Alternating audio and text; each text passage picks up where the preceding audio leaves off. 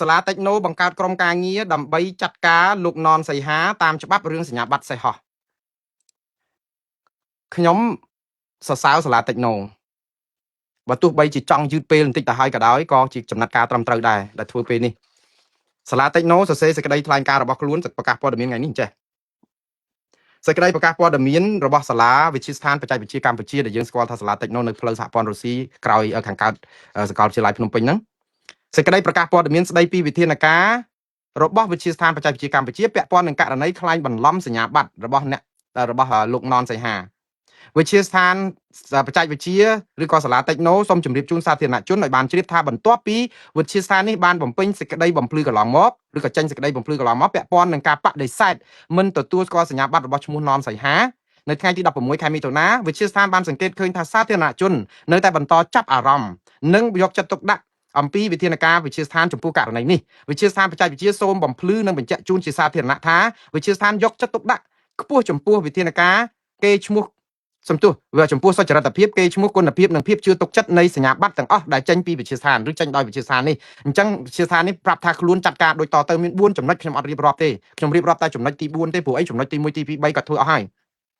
តកតនឹងរឿងថ្កោលទោសឬក៏ចេញសេចក្តីបំភ្លឺអីហ្នឹងចំណុចទី4គាត់ថាវិទ្យាស្ថានតិចណូនេះសាលាតិចណូនេះបានបង្កើតក្រុមការងារដែលបាននឹងបន្តសហការជាមួយអាជ្ញាធរមានសមត្ថកិច្ចដើម្បីចាត់ការតាមនីតិវិធីច្បាប់ដើម្បីការពារផលប្រយោជន៍ស្របច្បាប់របស់វិទ្យាស្ថាននិស្សិតអតីតនិស្សិតនយោជកនិង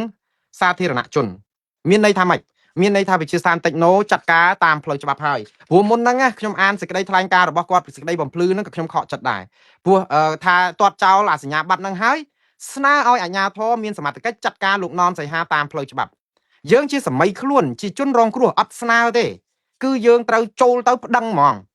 ព្រោះយើងដាក់ប្រហើអញ្ចឹងបានន័យថាវារួចខ្លួនតែប៉ុន្តែរងការរិះគន់គេទាមទារឲ្យចាត់ការអីព្រោះអីនៅក្នុងប្រទេសខ្មែរហ្នឹងវាមានយន្តការមួយគឺនាំគ្នាបិទបាំងកំហុសរបស់លោកននសីហានឹងបាត់ទៅហើយព្រោះយើងឃើញឃោសនិករបស់គណៈបកប្រជាជនទាំងបាតផ្សារទាំងសវឹងខួបអីហ្នឹងគេនាំគ្នាមកផ្សព្វផ្សាយការពារលោកននសីហាបាត់ទៅហើយថាជាមនុស្សស្អាតស្អំថាចោះបញ្ហាអីគ្រាន់តែសញ្ញាបត្រមួយស្លឹកអីលាក់នឹងលាក់ឬក៏ថាលោកននសីហានឹងខុសប៉ុណ្ណឹងខុសអីម៉េះព្រោះអីគាត់ជួយកម្មករជនភៀសសឹក5 600នាក់អាហ្នឹងរត់តែធ្ងន់ទៀតដែរបងប្អូនទៅការពារចោលហ្នឹងយើងការពារជនទុច្ចរិតហើយទៅដើម្បីស្អី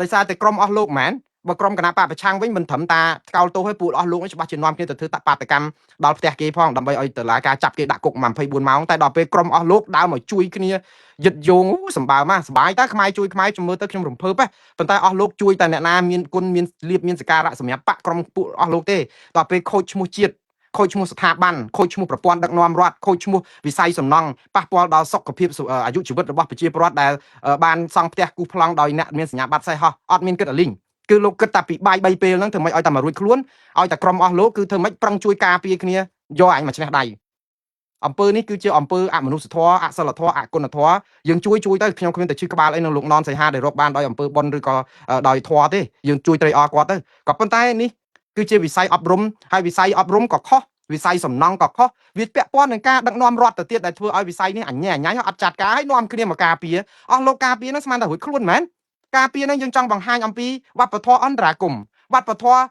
លើកដៃសុំទោសរួចខ្លួនសម្រាប់គេឧទាហរណ៍យើងតែសាពះសុំទោសក្រុមគ្រួសារខ្ញុំសុំទោសហើយខ្ញុំជ្រុលដៃសម្រាប់គាត់អញ្ចឹងសុំអនុគ្រោះទោសឲ្យខ្ញុំផងអញ្ចឹងរួចខ្លួនអញ្ចឹងសុំទោសជាអំពើសិលធម៌ល្អហើយដឹងទោសក៏ប៉ុន្តែច្បាប់ត្រូវតែយកគាត់ទៅកាត់ទោសដោយប្រការណាមួយឲ្យបន្ទូបន្ថយទោសគាត់ទៅព្រោះគាត់ទទួលកំហុសឧទាហរណ៍ថាបើគាត់ទទួលកំហុសត្រូវជាប់គុក5ឆ្នាំឲ្យគាត់ជាប់គុក2ឆ្នាំកន្លះទៅដោយសារតែគាត់សហការគាត់សុំទោសហើយនេះជាកំហុសឆ្គងលើកដំបូងប៉ុន្តែมันអាចរួចខ្លួនអញ្ចឹងទេឥឡូវនេះសង្ឃឹមថាសាលាតិចណូនេះនឹងរកយុត្តិធម៌ឲ្យប្រព័ន្ធអប់រំ